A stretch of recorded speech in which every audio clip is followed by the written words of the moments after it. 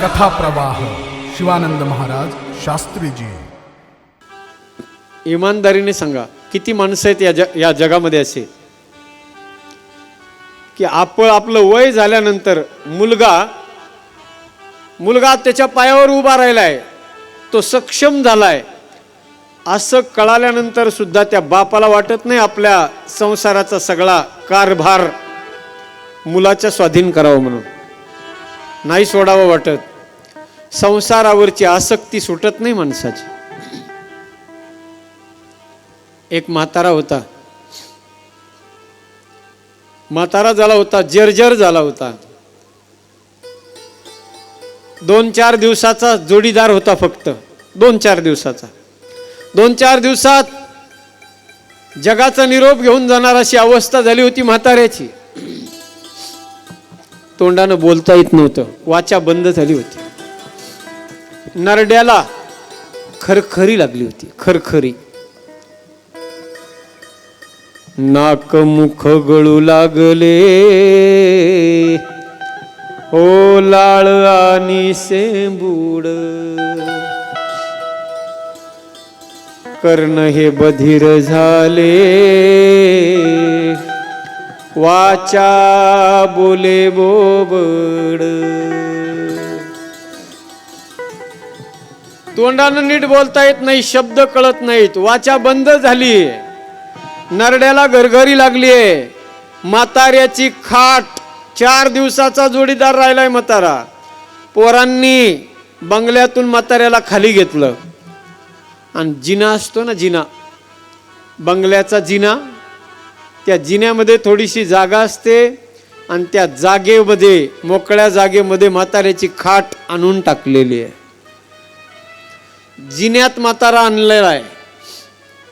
किती बी मोठा बंगला बांधा म्हाताऱ्यांनो, किती बी मोठा बंगला बांधा, एअर कंडिशन बंगला बांधा, पण तरी बी जेव्हा तुम्ही म्हातारे होताना त्यावेळेला तुम्ही बांधलेल्या बंगल्यामध्ये उन्हातानाचं उभं राहून तुम्ही ज्या बंगल्याला पाणी मारलं, एक एक वीट ज्या बंगल्यावर तुम्ही स्वतः रचली ना, ज्या वेळेला तुमचे मुलं, तुमचे नातू मोठे होतात तेव्हा तुमचं वय झालेलं असतं, तुम्हाला नीट बोलता येत नाही, नरड्याला गरगरी लागलेली असते, नाका तोंडातून लाळ निघते, शेंबूड बाहेर येतो, खोकला लागतो.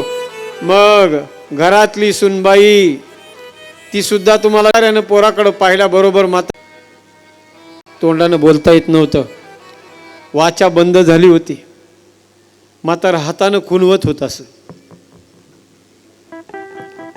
पोराला काही कळना. त्या म्हाताऱ्याला 4 पोरं होते. त्या पोरानं आपल्या 3 भावाला बोलून घेतलं. 4ही पोरं म्हाताऱ्याच्या जवळ आले. जीवनात पोरं चांगले असावेत सज्जन हो. 4 का असत नाही, पण चांगले असले पाहिजे. एक जणाला विचारलं, बाबाजी कैसे हो? बोले महाराज जी आपके आशीर्वाद से बहुत अच्छा है. मैंने पूछा बाल बच्चे कितने हैं? बोला 4. काम क्या करते हैं? बोला 2 जेल में 2 फरार. काय कामाचे असे 1000? एकच असावं पण चांगला असावं सज्जन. पुत्र व्हावा ऐसा गुंडा आणि ज्याचा 3 लोकी झेंडा. एकच चांगला असावा. म्हाताऱ्याला 4 पोरं होते. 4ही पोरं म्हाताऱ्याच्या पुढे येऊन उभे राहिले. ऐका, म्हातारा असं करू लागलं.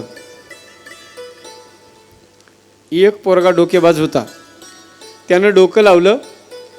तो म्हणला, ज्या अर्थी म्हातारं असं करते त्या अर्थी धनाचं गाठोड म्हाताऱ्यानं कुठंतरी माग भिंतीत पुरून ठेवलेलं दिसते. जुन्या काळात बँकेची व्यवस्था नव्हती. माणसं धन कुठे ठेवायचे? एक तर खाली जमिनीत खड्डे खांदून पुरून ठेवायचे, नाही तर भिंतीमध्ये ठेवायचे. जुन्या काळातल्या घराच्या भिंती बी तशा होत्या. आज बी जर तुम्ही आमच्या मराठवाड्यात जर आलात ना, तर आजही आमच्या मराठवाड्यामध्ये बैलगाडी एका भिंतीवरून जाईल एवढ्या मोठमोठ्या भिंती आहेत. भिंतीची साईज हळूहळू कमी झाली. मोठमोठ्या भिंती आता कमी झाल्या. नंतर 13चे वाल 13 इंच, आता 13 इंच बी कमी झालं. पुन्हा 9 इंच, आता 9 इंच बी कमी झालं. आता विटच तयार झाली. किती इंचाची? 4 इंचाची. इकडून गंगूबाईनी खिळा ठोकला की रंगूबाईच्या घरात तिकडं रंगूबाईला आयतीच तेलाची कॅन लटकवायला आपला खुंटी तयार होते. गंगूबाईने खिळा काढला की तेल गेलं तुप गेलं. भिंतीची परिस्थिती आहे. जशा जशा घराच्या भिंती बारीक झाल्या ना सज्जन हो, तसं तसं माणसाच्या विचाराच्या भिंती सुद्धा बारीक झाल्यात, लक्षात घ्या. जुन्या काळामध्ये कुणी पाहुणा रावळा आला की माणसं त्याला उपवासी जाऊ देत नव्हते. आजकाल शहरी भागामध्ये पाहुणा कुणी आला की आल्याबरोबर त्याला विचारतात, तुम्ही कधी जाणार आहात? तुम्ही चहा घेणार का, कॉफी घेणार का? तू दिला तर घेईन ना ते, तू घेणार का म्हणतो.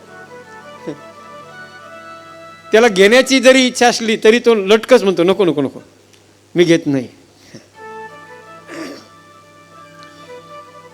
म्हाताऱ्याच्या पोरांनी विचार केला, ज्या अर्थी म्हातारं असं हातवारे करून दाखवतंय त्या अर्थी धनाचं गठुड भिंतीत पुरलेलं आहे. चला म्हणे आणा JCB, बोलून आणा. आणला JCB. पायासहित ती भिंत उखरली.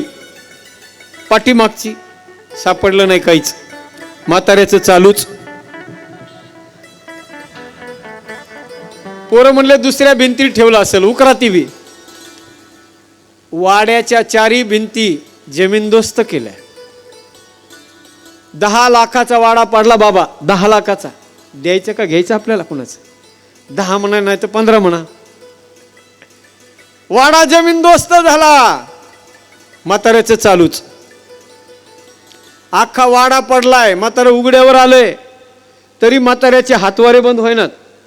माणसं म्हातारे झाले का त्याचं डोकं जास्त चालायला लागतं. सज्जना हो, एक पोरगा हुशार होता. तो म्हणला आता वाडा पडलाय, पडू द्या, हिमालयात जाऊ, आणखी 5 लाख रुपये खर्च करू आणि हिमालयामध्ये जाऊन संजीवनी मात्रा घेऊन येऊ. म्हाताऱ्याला 2 मिनिटं जरी बोलता आलं ना, 2 मिनिटं, तरी बी काय सापडणार आहे आपल्याला? धनाचं गठुड. गेला विमानानं पोरगा नागपूरवरून डायरेक्ट दिल्ली गाठली.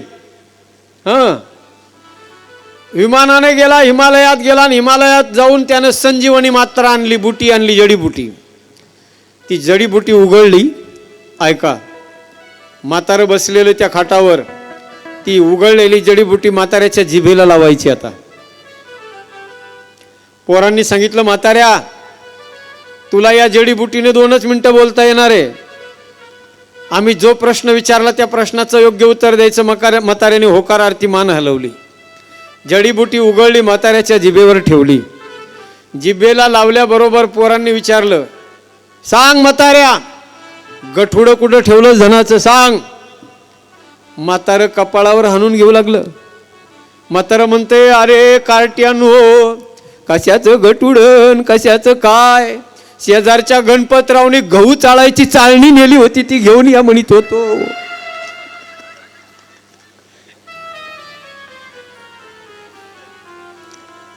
मायबाप, म्हाताऱ्याकडं नका हसू. त्या म्हाताऱ्याला आपली बी तीच गत चाललेली आहे. अख्खं आयुष्य जातंय पण तरी बी वाटत नाही भगवंताची कथा कानन ऐकायला जाऊ म्हणून. संसार नाही सुटत ना. संसार जर सुटत असता सज्जन होता, आज या मंडपात जागा शिल्लक राहिली नसती. नाही सुटत संसार. ऐका, इतकं आपण त्याला चिटकलेलं असतो. कशाप्रमाणे? डंगराचं नाही सांगत मी, डांगराचं सांगायलो. तुम्ही डंगराला विसरून जा आता. ते डांगर जसं चिटकलेलं असतं ना तसं माणूस चिटकलेला आहे सज्जन होऊन. पण ऐका, तेच डांगर जेव्हा पिकतं ना, परिपक्व होतं, ते पिकतं, पिवळं होतं ते चांगलं. पिकल्यानंतर ते डांगर जसं जसं ते पिकायला लागतं त्याचा हिरवटपणा कमी होतो आणि त्याचा पिवळसरपणा वाढायला लागतो. ऐका बरं का, तसं हळूहळू हळू ते डांगर आहे ना, जे देठाला चिटकलेलं असतं ते हळूहळू हळूहळू काय होतं, बाजूला होतं आहे. आणि एक दिवस त्या डांगराचा आणि त्या देठाचा काही संबंध राहत नाही. नकळत ते डांगर त्या देठापासून बाजूला होतं. त्याला म्हणतात उर्वारुकमिव बंधनात. डांगराला संस्कृतमध्ये उर्वारुक असा शब्द आहे. तसं देवा, हे परमेश्वरा, हे भोले बाबा, आम्हाला या संसार रूपी या डांगरापासून तुम्ही आम्हाला हळूच बाजूला करा. उर्वारुकमिव बंधनात. आणि काय करा, मृत्योर्मोक्षीय मामृतात. आम्हाला मृत्यूकडून अमृताकडे घेऊन जा, मृत्यूकडून मोक्षाकडे न्या, अंधाराकडून उजेडाकडे न्या. असतो मा सद्गमयम तमसो मा ज्योतिर्गमयम मृत्योर्मा अमृतम गमयम. ज्योत से ज्योत जलाते चलो,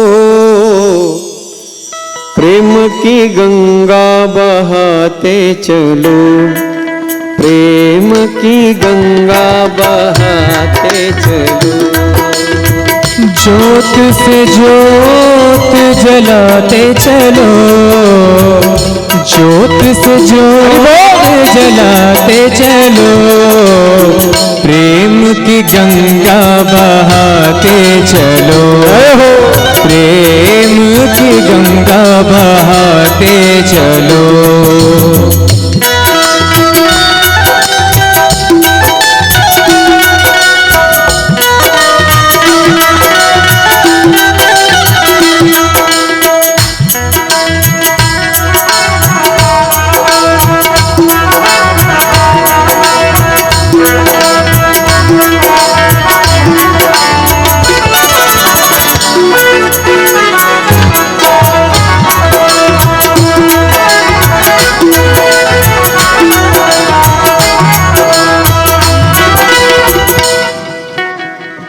अंतःकरणामध्ये ज्ञानाची ज्योत प्रज्वलित केली पाहिजे. त्याच्यासाठी त्या परमात्म्याचा त्याला आवाहन केलं पाहिजे, त्याला धावा केला पाहिजे. त्याचा हर हर महादेव, हरी बोल, त्याला शरण गेलं पाहिजे. हरी शरणम, हरी शरणम, हरी शरणम, हरी शरणम. त्या भोलेनाथाला शरण गेल्यानंतर सज्जना हो, तो भोला आपला उद्धार करतो. तुम्ही कोण आहात, तुम्ही काय करता, तुमचं जीवन कसं तुम्ही जगलंय, नका विचार करू. जीवनात आपल्या हातून आजपर्यंत पाप झालंय की पुण्य झालंय,